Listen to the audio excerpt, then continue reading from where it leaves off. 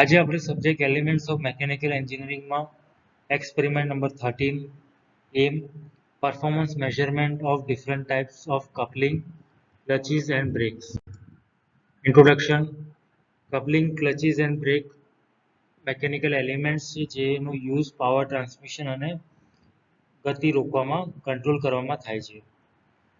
આ એક્સપેરિમેન્ટથી આપણે અલગ અલગ કેરેક્ટરિસ્ટિક મેઝરિંગ ધેર પરફોર્મન્સ જોઈએ. Apparatus required are coupling test setup, clutch test setup, brake test setup, electric motor, tachometer, load measuring device, spring balance, measuring instruments, experimental setup. અહીંયા તમે જોઈ શકો છો ઇલેક્ટ્રિક મોટર દ્વારા ફ્લેક્સિબલ કપલિંગને પાવર આપવામાં આવ્યો છે. ટેકોમીટર છે, ક્લચ લીવર છે, સ્પ્રિંગ બેલેન્સ માસ યુઝ કર્યું છે, બ્રેક ડ્રમ છે, બ્રેક બ્લોક છે, બ્રેક લોડ એડજસ્ટમેન્ટ સ્ક્રૂ છે. કપલિંગ જે છે એ બે શાફ્ટ વચ્ચેનો પાવર ટ્રાન્સમિશન માટેનો યુઝ થાય છે. ક્લચ જે છે એ પાવરને એંગેજ અને ડિસએંગેજ કરવામાં યુઝ થાય છે.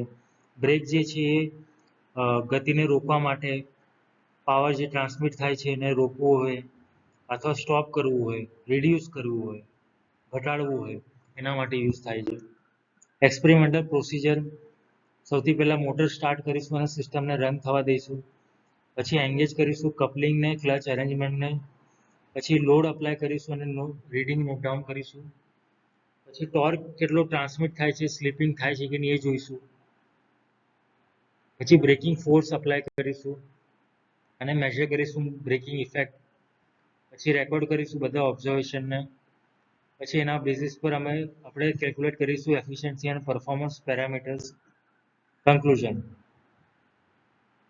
અહીંયા આપણે અલગ અલગ કપલિંગ અને ક્લચ અને બ્રેકનું પરફોર્મન્સની સ્ટડી કરી છે. પછી torque transmission, engagement characteristic, braking performance એ પણ આપણે જોઈ શક્યા છીએ આમાં.